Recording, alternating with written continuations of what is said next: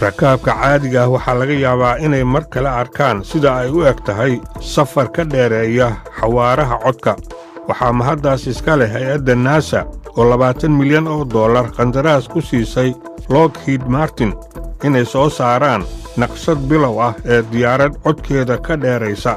tijaabo dayuuraddan lagu sameeyey ayaa lagu isticmaalayaa farsamo casri ah.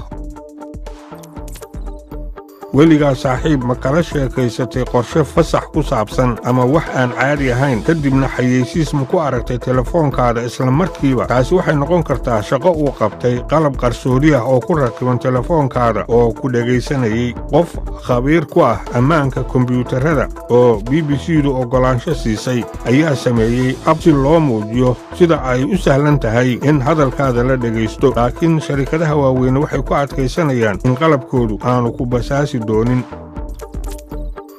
koox injineer ah iyo kuwa hawada sare jecel oo ka tirsan jaamacadda magaalada Moscow ayaa lacag u ururiyey si loo dhiso dayax-gacmeed samada loo diro. haramkan nuuraya oo 16 mitir oo isku wareega waxa uu habeenkii ifin doonaa cirka isagoo shucaaca qorraxda dib ugu soo celinaya dhulka. waxaa kaloo wehlin doona ab kuu sheegaya meesha uu joogo haramkani.